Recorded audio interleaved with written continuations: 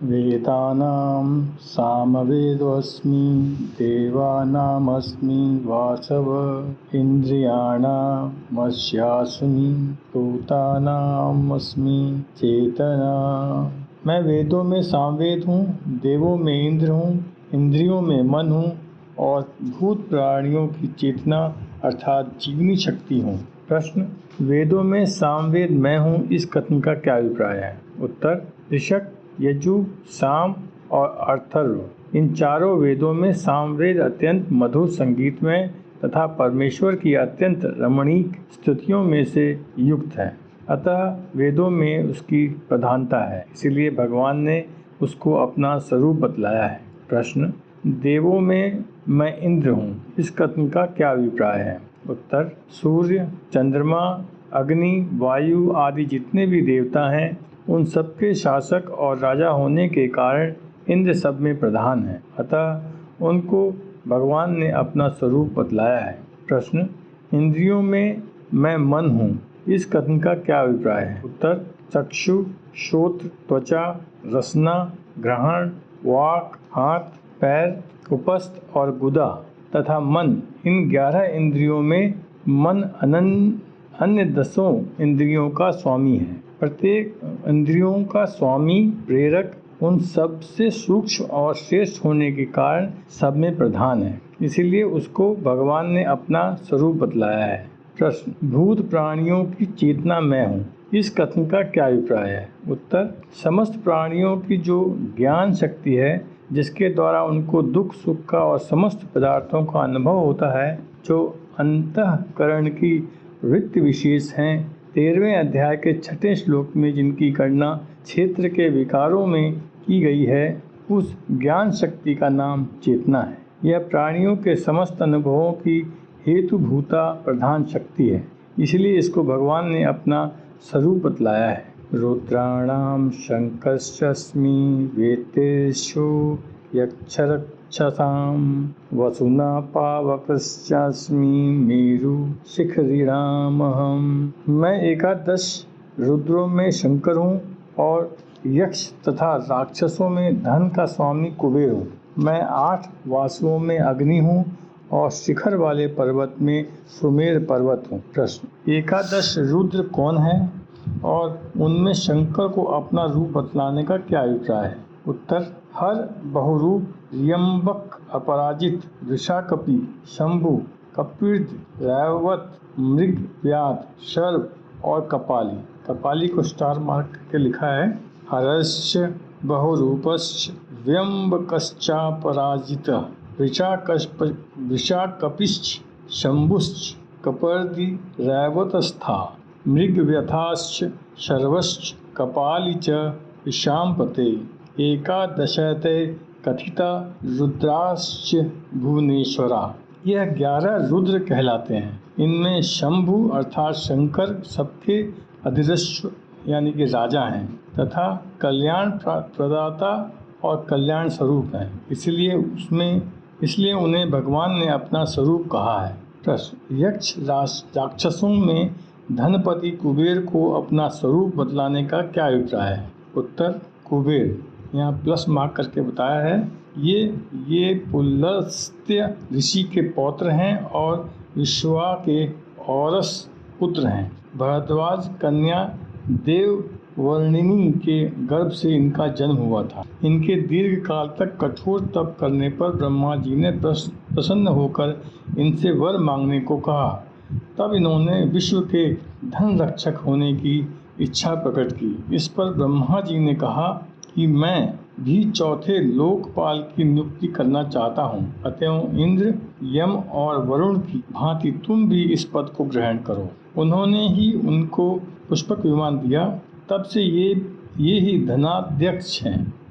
इनकी विमाता कैकसी से रावण कुंभकर्णादि का जन्म हुआ था। नलकुंबर और मणिग्रीव जो नारद मुनि के शाप से जुड़े हुए अर्जुन के वृक्ष हो गए थे और जिनका भगवान श्री कृष्ण ने उद्धार किया था, कुबेर के पुत्र थे। आगे लिखते हैं, यक्ष राक्षसों के राजा तथा उनमें श्रेष्ठ हैं और धनाध्यक्ष के पद पर आरूढ़ प्रसिद्ध लोकपाल हैं, इसलिए भगवान ने उनको अपना स्वरूप बतलाया है।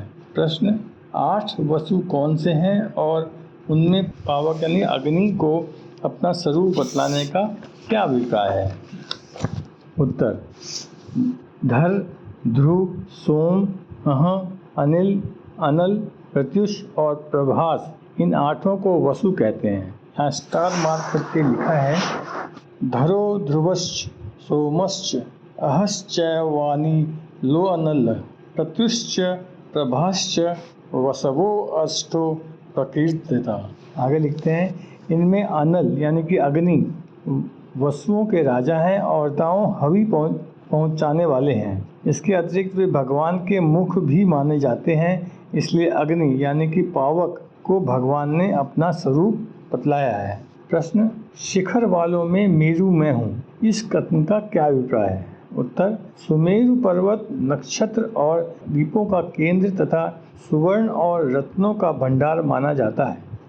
उसके शिखर अन्य पर्वतों की अपेक्षा ऊंचे हैं। इस प्रकार शिखर वाले पर्वतों में प्रधान होने से सुमेरु को भगवान ने अपना स्वरूप बतलाया है।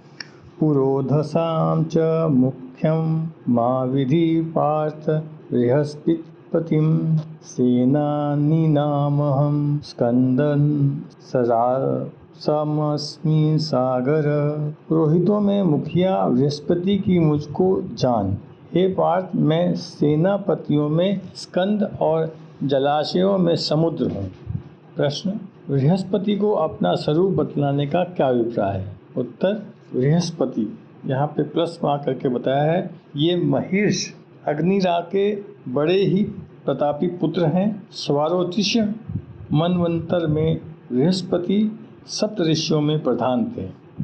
ये बड़े भारी विद्वान हैं। वामन अवतार में भगवान ने संगोपांग वेद, षट शास्त्र, स्मृति, आगम आदि सब इन्हीं से सीखे थे। इन्हीं के पुत्र कचने शुक्राचार्य के यहाँ रहकर संजीवनी विद्या सीखी थी। ये देवराज इंद्र के पुरोहित का काम करते हैं।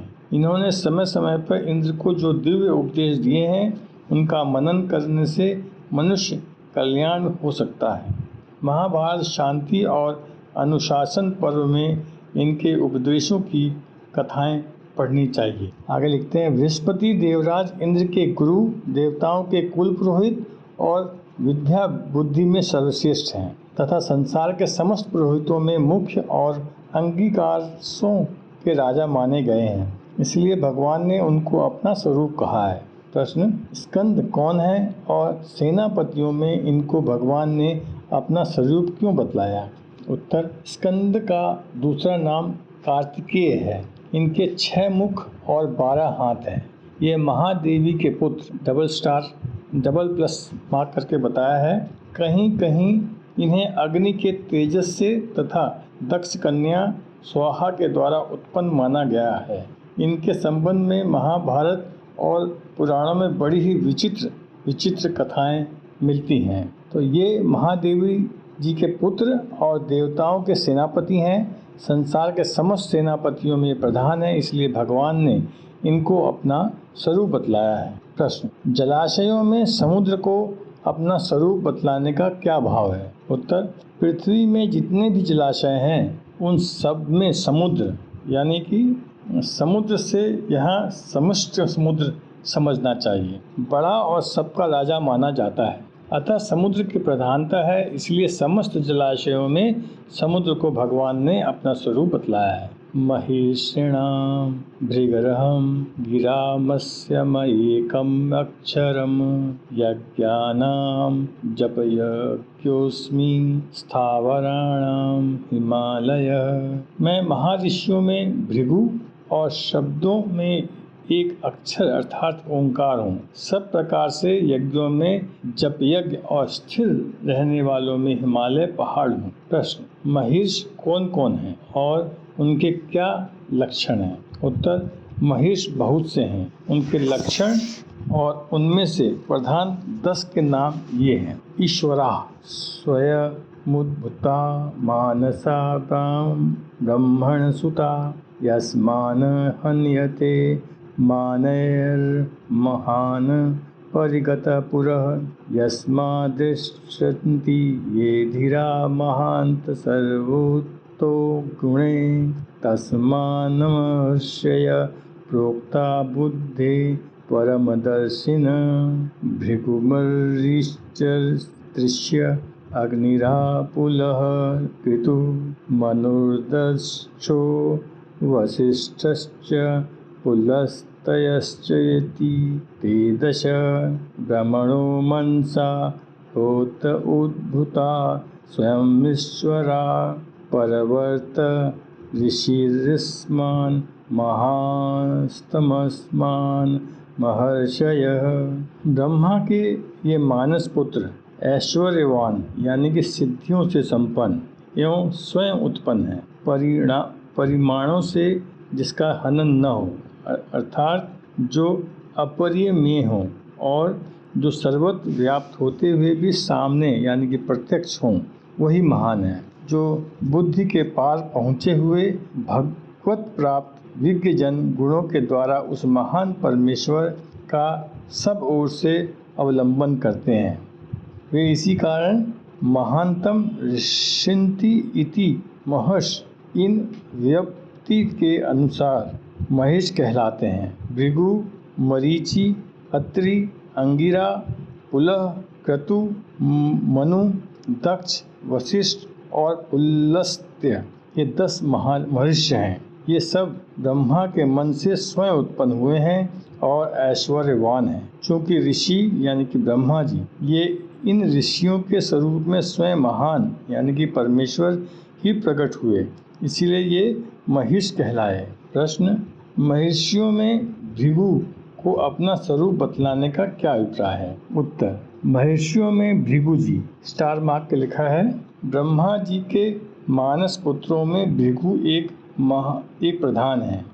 स्वयंभू और चाक्षुष आदि कई मनवंतराओं में ये सप्त ऋषियों में रह चुके हैं। इसके वंशजों में बहुत से ऋषि मनवंतर गेता और गोत्र प्रवर्तक हुए हैं। महर्षियों में इनका बड़ा भारी प्रभाव है।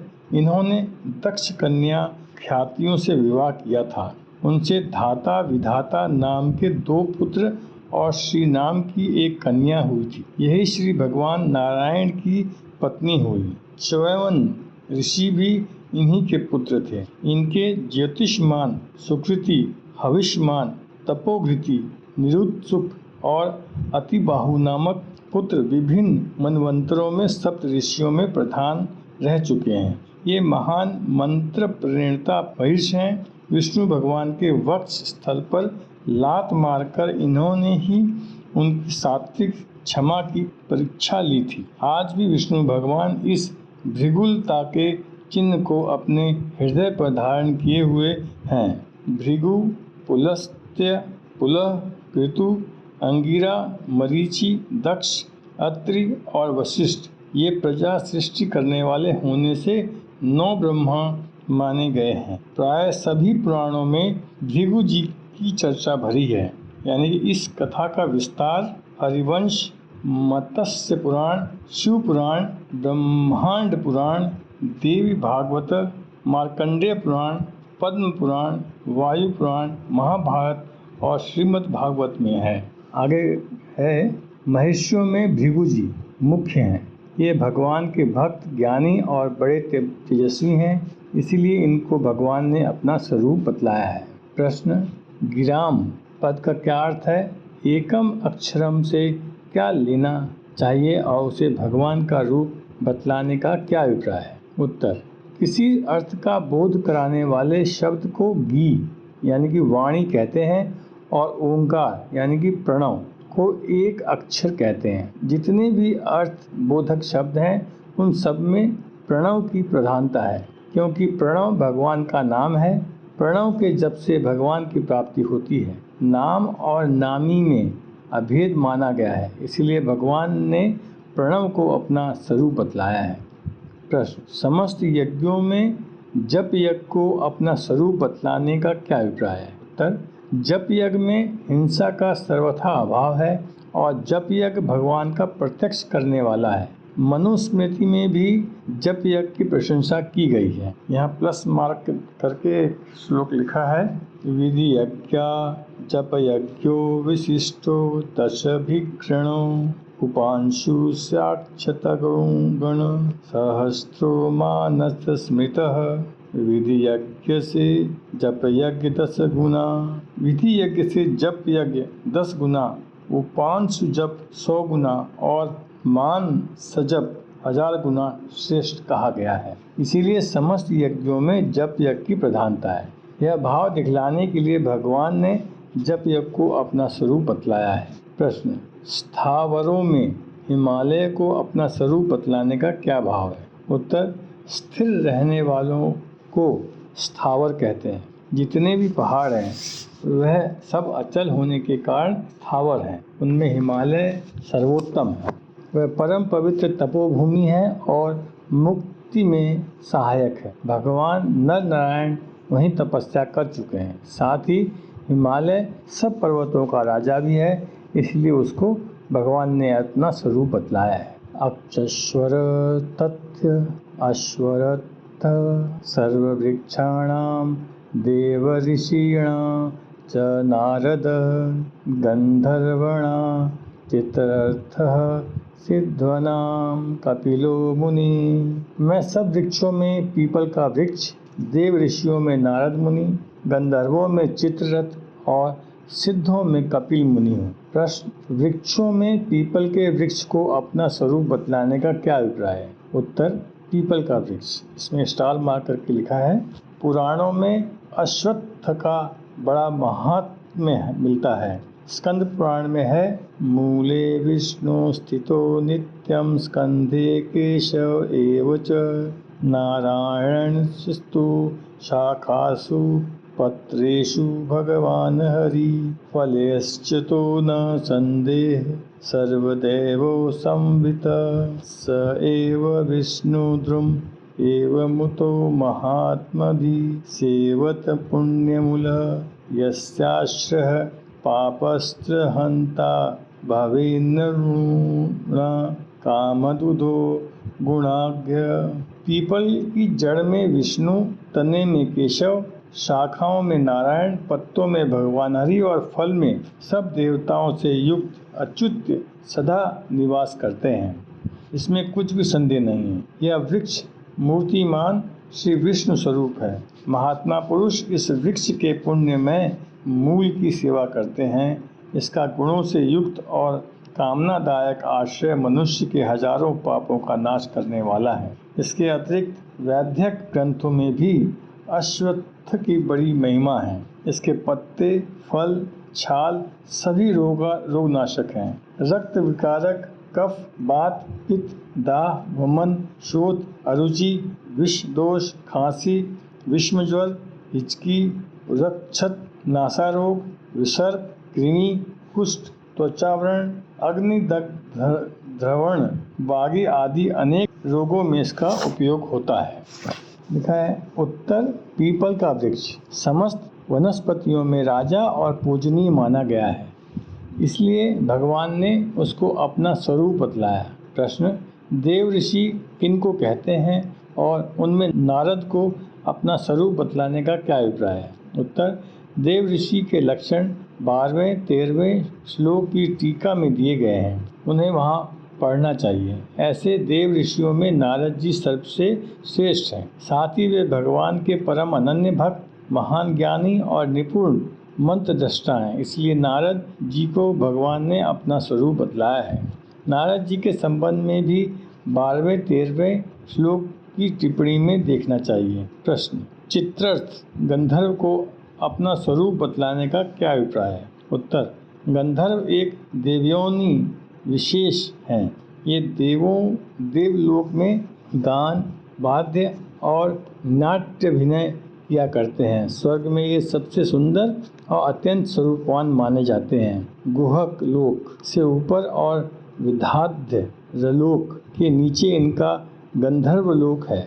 देवताओं और पितरों की भांति गंधर्व भी 2 प्रकार के होते हैं, मतर्य और दिव्य। जो मनुष्य मरकर पुण्य बल से गंधर्व लोक को प्राप्त होते हैं वे मतर्य हैं, और जो कल्प के आरंभ से ही गंधर्व हैं उन्हें दिव्य कहते हैं। दिव्य गंधर्वों की दो श्रेणियां हैं, मैनेय और प्राधेय।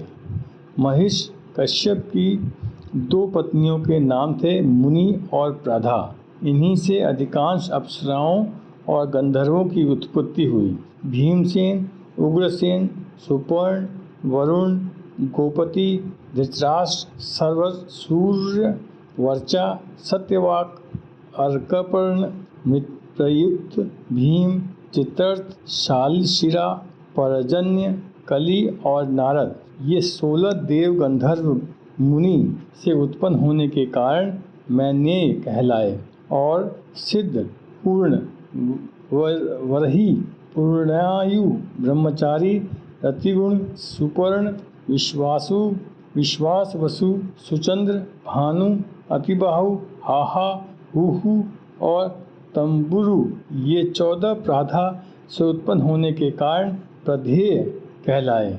इनमें हाहा, हुहु, विश्वावसु, तंबुरु और चित्ररथ आदि प्रधान हैं, और इनमें भी चित्ररथ सबके अधिपति माने जाते हैं। चित्ररथ दिव्य संगीत विद्या के पारदर्शी और अत्यंत ही निपुण हैं। इसी से भगवान ने इनको अपना स्वरूप बतलाया है। इनकी कथाएं अग्नि पुराण, मार्कंडेय पुराण, महाभारत आदि पर्व, वायु पुराण आदि में है। प्रश्न, सिद्ध किसको कहते हैं और उन सब में कपिल मुनि को अपना स्वरूप बतलाने का क्या अभिप्राय है? उत्तर, जो सर्व प्रकार की स्थूल और सूक्ष्म जगत की सिद्धियों को प्राप्त हो तथा धर्म, ज्ञान, ऐश्वर्य और वैराग्य आदि श्रेष्ठ गुणों से पूर्णतया संपन्न हो, उनको सिद्ध कहते हैं। ऐसे हजारों सिद्ध हैं जिनमें भगवान कपिल सर्वप्रधान हैं।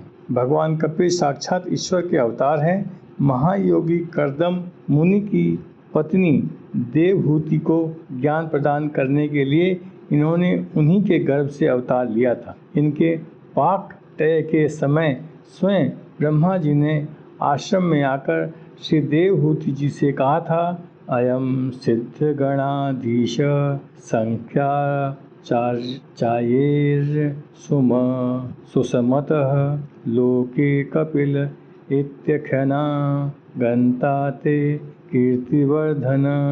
ये सिद्ध गणों के अधीश्वर और सांख्य के आचार्य द्वारा पूजित होकर तुम्हारी कीर्ति को बढ़ावेंगे और लोक में कपिल नाम से सिद्ध होंगे। ये स्वभाव से ही नित्य ज्ञान, ऐश्वर्य, धर्म और वैराग्य आदि गुणों से संपन्न है।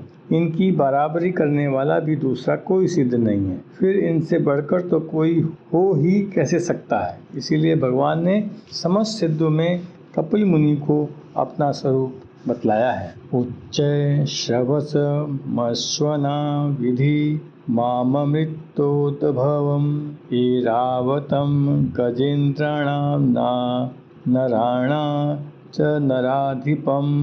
घोड़ों में अमृत के साथ उत्पन्न होने का उच्चश्रवा नामक घोड़ा, श्रेष्ठ हाथियों में ऐरावत नामक हाथी और मनुष्य में राजा मुझ को जान।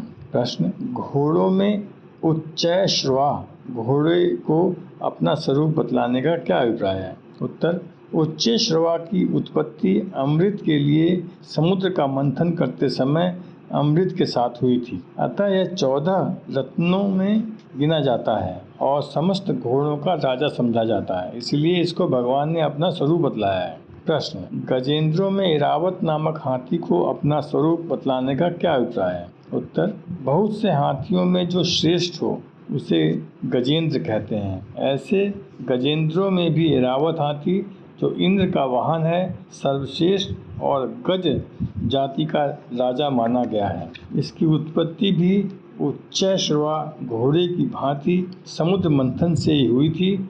इसलिए इसको भगवान ने अपना स्वरूप बतलाया है। प्रश्न, मनुष्यों में राजा को अपना स्वरूप कहने का क्या अभिप्राय है? उत्तर, शास्त्रोक्त लक्षणों से युक्त धर्मपरायण राजा अपनी प्रजा को पापों से हटाकर धर्म में वृत्त करता है और सबकी रक्षा करता है। इस कारण अन्य मनुष्यों से राजा श्रेष्ठ माना गया है। ऐसे राजा में भगवान की शक्ति साधारण मनुष्यों की अपेक्षा अधिक रहती है, इसलिए भगवान ने राजा को अपना स्वरूप कहा है। प्रश्न, साधारण राजाओं को लेकर यहाँ यदि प्रत्येक मनवंतर में होने वाले मनुओं को लें जो अपने अपने समय के मनुष्यों के अधिपति होते हैं तो क्या आपत्ति। इस मनवंतर के लिए प्रजापति ने वैवस्वत मनु को मनुष्यों का अधिपति बनाया था।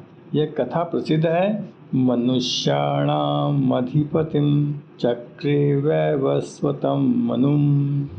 उत्तर, कोई आपत्ति नहीं है। वैवस्वत मनु को भी नराधिप माना जा सकता है। आयुधानामहं वृक्षं धेनुनामस्मि कामधुक् प्रजनश्चास्मि कंदर्प सर्पणामस्मि वासुकी। मैं शास्त्रों में वज्र और गौओं में कामधेनु हूँ। शास्त्रोक्त रीति से सनातन की उत्पत्ति का हेतु कामदेव हूँ और सर्पों में सर्पराज वासुकी हूँ। प्रश्न, शस्त्रों में वज्र को अपना स्वरूप बतलाने का क्या अभिप्राय है। उत्तर, जितने भी शस्त्र हैं उन सब में वज्र अत्यंत श्रेष्ठ है, क्योंकि वज्र में दधीचि ऋषि के तप का तथा साक्षात भगवान का तेज विराजमान है और उसे अमोघ माना गया है, इसलिए वज्र को भगवान ने अपना स्वरूप बतलाया है। प्रश्न, दूध देने वाली गायों में कामधेनु को अपना स्वरूप बतलाने का क्या अभिप्राय है। उत्तर, कामधेनु समस्त गौओं में श्रेष्ठ गौ है। यह देवता तथा मनुष्य सभी की समस्त कामनाओं को पूर्ण करने वाली है और इसकी उत्पत्ति भी समुद्र मंथन से हुई है, इसलिए भगवान ने इसको अपना स्वरूप बतलाया है। प्रश्न, कंदर्प के साथ प्रजनः विशेषण देने का क्या अभिप्राय है। उत्तर, कंदर्प शब्द कामदेव का वाचक है। इसके साथ प्रजनः विशेषण देकर भगवान ने यह भाव दिखलाया है कि जो धर्मानुकूल उत्पत्ति के लिए उपयोगी है वही काम मेरी विभूति है। यही भाव 7वें अध्याय के 11वें श्लोक में भी काम के साथ धर्मा विरुद्ध विशेषण देकर दिखलाया गया है। अभिप्राय यह है कि इंद्रियाराम मनुष्य के द्वारा विषय सुख के लिए उपभोगों में आने वाला काम निकृष्ट है, वह धर्मानुकूल नहीं है, परंतु शास्त्र विधि के अनुसार संतान की उत्पत्ति के लिए इंद्रियजी पुरुषों के द्वारा प्रयुक्त होने वाला काम ही धर्मानुकूल होने से श्रेष्ठ है, अतः उसको भगवान की विभूतियों में गिना गया है। प्रश्न, सर्पों में वासुकी को अपना स्वरूप बतलाने का क्या अभिप्राय है। उत्तर, वासुकी समस्त सर्पों के राजा और भगवान के भक्त होने के कारण सर्पों में श्रेष्ठ माने गए हैं, इसलिए उनको भगवान ने अपना स्वरूप बतलाया है। अनंतश्चास्मि नागानां वरुणो यादसामहं पितॄणां मर्यमा चास्मि यमः स यमतामहं। मैं नागों में शेषनाग और जलचरों का अधिपति वरुण देवता हूँ और पितरों में अर्याम नामक पितर तथा शासन करने वालों में यमराज मैं हूँ। प्रश्न, नागों में शेष नागों को अपना स्वरूप बतलाने का क्या अभिप्राय है। उत्तर, शेषनाग समस्त नागों के राजा और 1000 फणों के युक्त हैं तथा भगवान की शैया बनकर और नित्य उनकी सेवा में लगे रहकर उन्हें सुख पहुँचाने वाले, उनमें परम अनन्य भक्त और बहुत बार भगवान के साथ अवतार लेकर उनकी लीला में सम्मिलित रहने वाले हैं तथा इनकी उत्पत्ति भी भगवान से ही मानी गई है। यहाँ स्टार मार्क करके दिया है। शेषम चाकल्पय द्वेमन्नंतम विश्वरूपिणीनम यो धार्यति भूतानि धराम चेमा सर्व सपर्वताम। इन परम देवों ने विश्व रूप अनंत नामक देव स्वरूप शेष नाग को उत्पन्न किया, जो पर्वतों के सहित इस सारी पृथ्वी को सदा भूत मात्र को धारण किए हुए हैं, इसीलिए भगवान ने उनको अपना स्वरूप बतलाया है। प्रश्न, जलचरों के अधिपति वरुण को अपना स्वरूप बतलाने का क्या अभिप्राय है। उत्तर, वरुण समस्त जलचरों के जल देवताओं के अधिपति, लोकपाल, देवता और भगवान के भक्त होने के कारण सब में श्रेष्ठ माने गए हैं। इसीलिए उनको भगवान ने अपना स्वरूप बतलाया है। प्रश्न, पितरों में आर्य माँ को अपना स्वरूप बतलाने का क्या अभिप्राय है? उत्तर, कव्यवाह, अनल, सोम, यम, अर्यमा, अग्नि, श्वत्वाक और वर्हिषदु ये 7 पितृगण हैं। यहाँ आगे स्टार मार करके लिखा है कव्यवाह, नल, सोमो, यमश्चैवार्यमा तथा अग्निश्वत्ता वर्हिषदस्त्रश्चन्त्या अमूर्तय।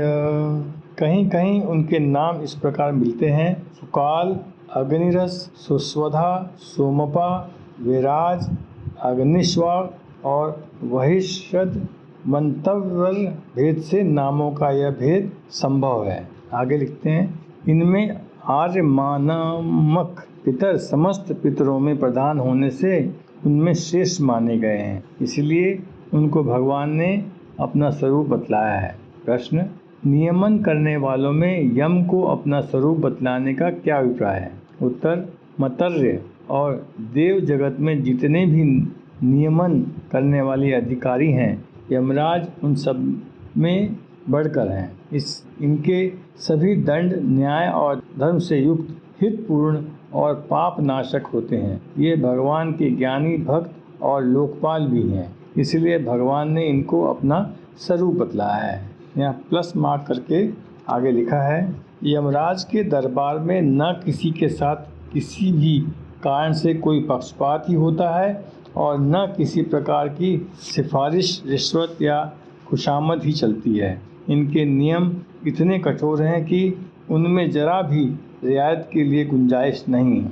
इसीलिए यह नियमन करने वालों में सबसे बढ़कर माने जाते हैं। इंद्र, अग्नि, निऋति, वरुण, वायु, कुबेर, ईशान, ब्रह्मा, अनंत और यम ये 10 दिक्पाल हैं। ये समस्त जगत की सब दिशाओं के संरक्षक हैं। कहते हैं कि पुण्य आत्मा जीव को ये यमराज स्वाभाविक ही सौम्य मूर्ति दिखते हैं और पापियों को अत्यंत लाल नेत्र, विकराल दाढ़, बिजली सी लपलपाती हुई जीभ और ऊपर को उठे हुए भयानक बालों से युक्त अत्यंत भयानक काली आकृति वाले तथा हाथ में काल दंड उठाए हुए दिखलाई देते हैं। ये परम ज्ञानी हैं। नचिकेता को इन्होंने आत्म तत्व का ज्ञान दिया था। कठोपनिषद, महाभारत, अनुशासन पर्व और वाराह पुराण में नचिकेता की कथा मिलती है। साथ ही ये बड़े ही भगवत भक्त हैं। श्रीमद् भागवत 6ठे स्कंद से 3रे अध्याय में, विष्णु पुराण 3य अंश के 7वें अध्याय में और स्कंद पुराण काशीखंड पूर्वार्ध के 8वें अध्याय में इन्होंने अपने दूतों के सामने जो भगवान की और भगवना की महिमा गाई है वह अवश्य ही पढ़ने योग्य है। परंतु इनको भी छकाने वाले पुरुष कभी कभी हो जाते हैं। स्कंद पुराण में कथा आती है कि कीर्तिमान नामक एक चक्रवर्ती भक्त राजा थे। उनके सदुपदेश से समस्त प्रजा सदाचार और भक्ति से पूर्ण हो गई। उनके पुण्य फल से इनको यहाँ जो पहले के जीव थे उन सब की सद्गति होने लगी और वर्तमान में मरने वाले सब लोग परम गति को प्राप्त होने लगे। इससे नए जीवों का इनके यहाँ जाना ही बंद हो गया। इस प्रकार यमलोक सूना हो गया। तब इन्होंने जाकर ब्रह्मा जी से कहा। उन्होंने इनको श्री विष्णु भगवान के पास भेजा। भगवान विष्णु ने कहा, जब तक ये धर्मात्मा भक्त कीर्तिमान राजा जीवित है तब तक तो ऐसा ही होगा, परंतु संसार में ऐसा सदा चलता नहीं।